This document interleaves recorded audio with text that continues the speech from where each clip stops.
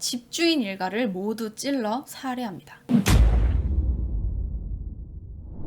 오늘은 일본에서 있었던 한 심신장애 재판에 대해서 알아보려고 해요. 최근 한국에서는 범죄를 저지른 사람들이 심신장애를 주장하면서 감형을 받는 경우가 꽤 많아졌죠. 자, 그렇다면 심신장애란 무엇이냐? 심신장애란 일상적으로 쓰이는 말은 아니고 법률 용어인데, 심신장애로 인하여 사물을 변별할 능력이 없거나 의사를 결정할 능력이 없는 사람을 말하는데, 이렇게 심신장애를 가진 사람이 범죄를 저질렀을 경우 벌하지 않거나 형을 감형해준다라는 것이에요. 이 심신장애는 심신상실과 심신미약으로 나뉘는데, 심신상실은 사물을 변별할 능력이나 판단력을 완전히 상실한 경우이며, 이 경우는 아예 처벌을 하지 않는 것이고, 심신미약은 사물을 변별할 능력이나 판단력이 있긴 하지만 부실한 경우이며, 이 경우는 판사의 재량에 따라 형을 감경할 수 있습니다. 꽤나 합리적이고 인도적이어 보이는 심신장애로 인한 감형은 동서양을 막론하고 상당히 오래된 개념인데, 최초의 심신장애 판례는 로마의 16대 황제 마르쿠스 아우렐리우스가 내린 판결이었는데, 아일리우스라는 사람이 자신의 어머니를 살해한 사건이에요. 원래부터 조현병 같은 정신병력 증상이 있었는데, 주위 사람들 모두가 그가 심각한 정신병적 상태라는 점을 알고 있었고, 그로 인해 분별력을 잃은 상태에서 자신의 어머니를 살해했다는 정황이 분명했기 때문에 마르쿠스는 아일리우스가 그의 어머니를 살해하긴 했으나 기관의 행정관과 주위 사람들 모두가 그의 정신병적 상태가 있다는 걸 알고 있었다면, 그는 정신병을 앓는 자체가 형벌이므로 처벌을 할 필요가 없다라고 판결합니다. 그러니까 주위 사람들 모두가 알 만큼 아주 분명한 정신병적 상태에 있었다면 그 자체로 형벌이기 때문에 그냥 처벌할 필요가 없다. 아예 그냥 무죄 판결을 내려준 거예요. 그러면서 아일리우스를 쇠사슬로 묶어두어야 한다라고 했는데, 이건 처벌 용도가 아니라 자신의 어머니를 살해했을 때처럼 또 다른 주위 사람을 해치거나 스스로 해칠 수 있으므로 안전을 위해서라고 이야기했습니다. 동양에서 역시 중국 주나라의 경우에도 세 분류의 형벌 면제 대상자를 삼사라고 불렀는데, 이 삼사는 8세 미만의 어린이인 유약, 80세 이상의 노인인 노모, 그리고 준우라고 하여 사리분간을 못하는 지적, 정신적 장애인을 의미합니다. 이들은 죄를 지어도 벌을 면해주었고, 명나라에서도 너무 어리거나 연로한 자, 중병에 걸린 자가 범죄를 저지르면 속죄금을 받고 형을 면제해주기도 했어요. 한국에서도 역시 조선시대에도 정조 때의 법전 대전통편을 보면 정신질환자 및 농아인이 살인을 한 경우에도 감형을 해준다라는 규정이 존재했습니다. 자, 그러면 서양 봤고 동양에서도 중국, 한국 봤습니다. 그렇다면 일본에서는 어땠을까요? 일본에서는 심신장애가 재판에서 인정된 매우 유명한 사건이 하나 있는데, 이 사건은 여러모로 놀라운 점이 많은 사건입니다. 한번 자세히 알아볼게요. 때는 1921년 일본 도쿄에서 전기국 소속 전차운전수로 일을 하던 26살의 이판능이라는 사람이 있었습니다. 일제치하의 조선에서 취업을 해 일본으로 건너와서 전차 운전수가 되었고, 직장에서도 온순하다는 평을 들으면서 문제없이 성실하게 일을 해서 자신의 아내와 자식을 먹여 살리던 가장이었어요. 1910년경 이루어진 토지조사 사업으로 인해서 농민계층이 몰락하며 일본에 건너가 소작농을 하던 농민들보다야 사정이 나았지만, 이판능 역시 조선인인지라 지배국인 일본에서 좋은 대우나 많은 봉급을 기대할 수는 없었습니다.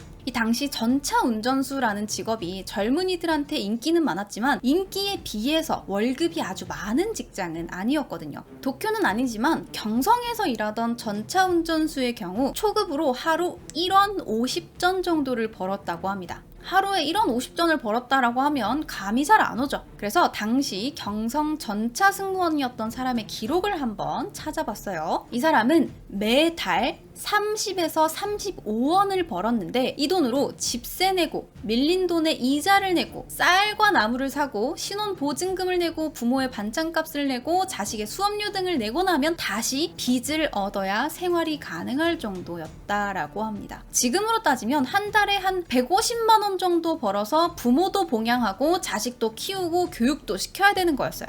굉장히 힘들었겠죠. 자, 하지만 이러한 전차 운전수마저도 일자리가 없어서 27명을 뽑는 자리에 거의 1000명이 지원했다고 합니다. 도쿄에서 일하던 이판능 역시 사정이 크게 다르진 않았는지 전차 운전수로 일을 하긴 했지만 일본의 하숙집을 전전하면서 살았어요. 그런데 1921년 6월 1일 사소하다면 사소할 수 있는 사건이 하나 벌어집니다. 바로 이판능의 집에 있던 수건 3장이 없어진 거예요. 아니 뭐 지금에야 사실 수건 몇 장 없어져도 잘 모르고 필요하면 언제든지 사면 되는 물건이지만 당시에는 수건이 장수를 세어가면서 관리할 정도의 물건이었는지 뭐 아니면 이판능이 정말 너무나 가난했었는지는 모르겠지만 자신의 방에서 수건 3장이 사라졌다라는 걸 알게 됩니다. 수건 3장의 행방을 애타게 찾던 이판능은 같은 하숙집에 살던 일본인을 의심하여 따졌으나 증거가 없었기 때문에 가까운 파출소에 가서 자신이 수건을 절도당했다라면서 사정을 설명했지만 일본인 경찰은 이를 무시합니다.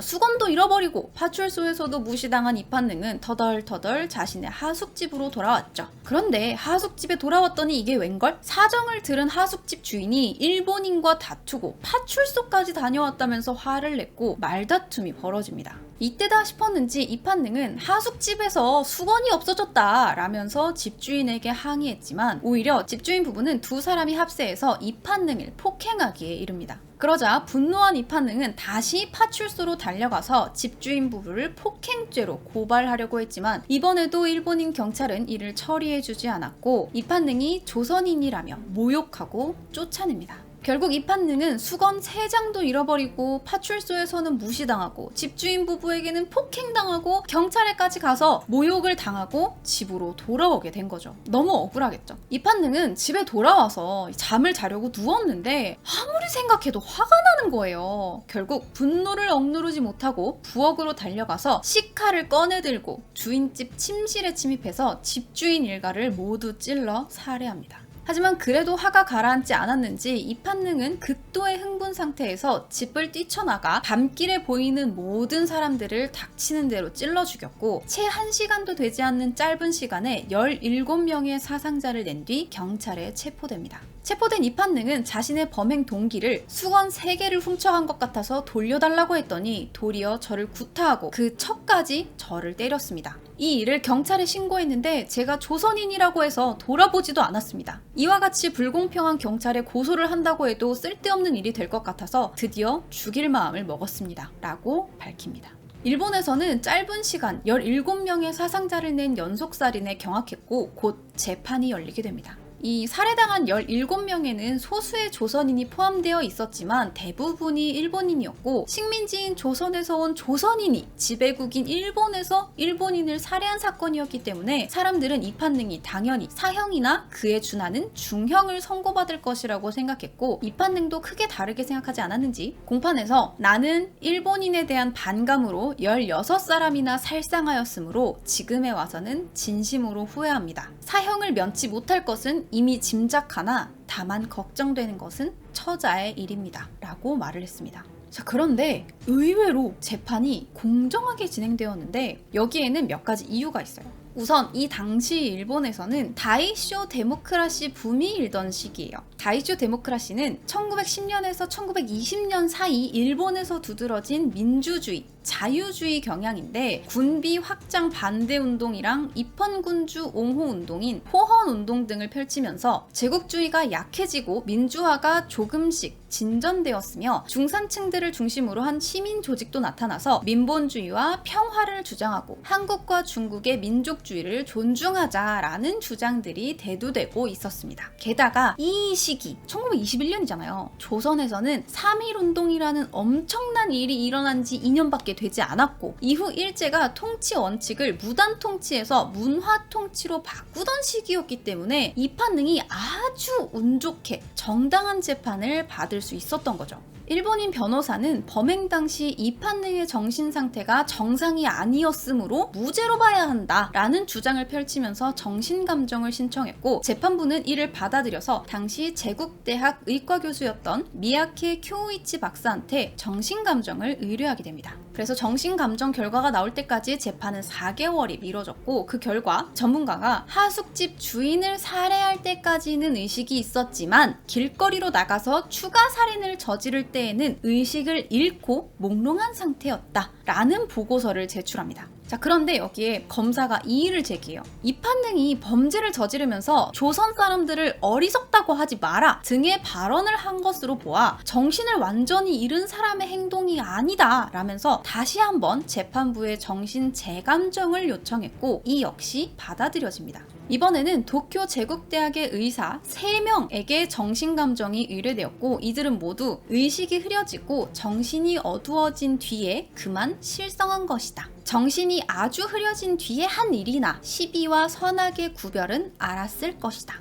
정신분열 뒤에 한 일이나 그 행동의 일부분은 뜻있는 행동이라고 인정한다 등의 의견서를 제출합니다. 대체로 지각이 완전히 없었던 건 아니지만 범행 당시 정신 착란에 이르기는 했다 쪽으로 의견이 모아졌고 변호사는 봐라 이판능은 사건 당시 정신이 온전치 못했던 거다 라면서 무죄를 주장했지만 검사는 이판능이 조선 사람을 어리석다고 하지 마라 라고 외친 점 그리고 3명의 전문가들이 제시한 감정서를 봐도 완전히 정신을 잃은 사람의 행동이 아니었다라는 점을 들어서 무기징역을 구형했습니다. 자, 재판의 결과는 어땠을까요? 자, 재판 결과 재판부는 검사의 주장을 받아들여서 무기징역을 선고합니다. 완전히 정신을 잃은 것이 아니라는 주장에 손을 들어준 거죠. 하지만 이판능은 변호사의 권고대로 항소했고 사건이 발생한 지 2년 6개월이 지난 1923년 12월 17일 이판능 연속 살해 사건의 항소심이 열립니다. 당시 조선인들은 일본인들의 차별적인 태도에 분노하고 있었고 이판능이 당한 차별에 공감하며 많은 관심을 보여서 그의 항소심 때는 재판정이 조선인 방청객들로 꽉 찰 정도였다고 해요. 자, 그리고 항소심 결과 무기징역이라는 1심의 결과를 파기하고 7년 6개월이라는 파격적인 감형을 선고받게 됩니다. 이판능 사건은 일본 재판 역사상 최초로 피해자에게 정신병, 즉 심신장애가 감형 사유로 재판에 사용된 사례로 알려져 있습니다. 자, 그렇다면 이렇게 일본인들을 10몇 명이나 찔러 죽인 이판능이 심신장애를 주장하면서 무기징역에서 7년 6개월형을 받게 됐어요. 일본인들의 반응은 어땠을까요? 이판능에게 분노했을까요? 의외로 아닙니다. 모두는 아니겠지만 일부 일본인들이 이판능을 동정했던 걸로 보입니다. 당시 조선일보의 기사를 보면 유족을 위하여 동정금, 그러니까 부조금이라는 뜻이에요. 동정금을 모으는 동시에 이판능의 범죄 행위에 대하여 고인을 찔러 죽인 것은 정신에 이상이 생겨 그리한 것이요 고의가 아닌즉 이판능의 유족, 그러니까 가족이죠. 이판능의 가족에 대해서도 그대로 있을 수 없다 하여 또한 돈을 걷어주기로 하였고 기타 피해자에게도 성금을 분배했다라고 합니다. 그러니까 이 사건에 연루된 일본인들이 이판능이 제정신이 아니어서 그랬으니까 안타까운 거고 그 가족들한테도 돈을 좀 나눠주자라고 얘기를 한 거예요. 신기하죠?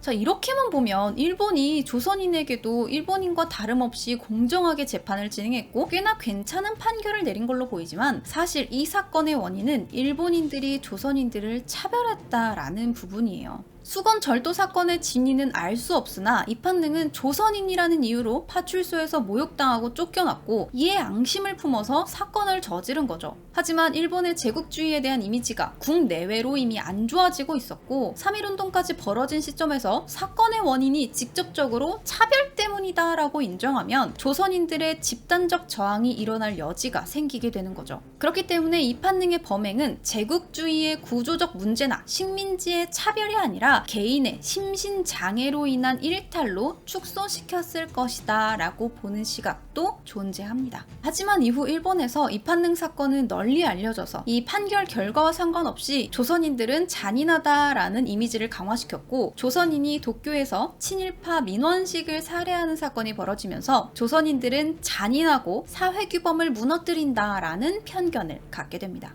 그래서 이 이후에 잔인한 살인사건이 일어나거나 연속살인이 일어나면 제2의 이판능이다, 제3의 이판능이다 라고 이야기를 하는 경우가 생겼다고 합니다. 이후 이판능의 행적에 대한 기록은 없고요. 1955년 61세의 나이로 사망했다라는 기록만이 남아있습니다. 이판능 사건은 한 가지 사건이지만 다양한 시각이 공존하는 사건이에요. 식민 지배를 당하던 조선인이 당한 차별, 일본의 제국주의, 최초의 심신장애라는 판례, 사회적 고립으로 인한 불만과 분노가 불특정 다수를 상대로 위해를 가하는 것으로 나타나는 이상동기 범죄 등 과거의 문제와 현재 우리가 겪고 있는 문제 등 다양한 문제점들이 결합된 기이한 사건이라고 볼 수 있습니다.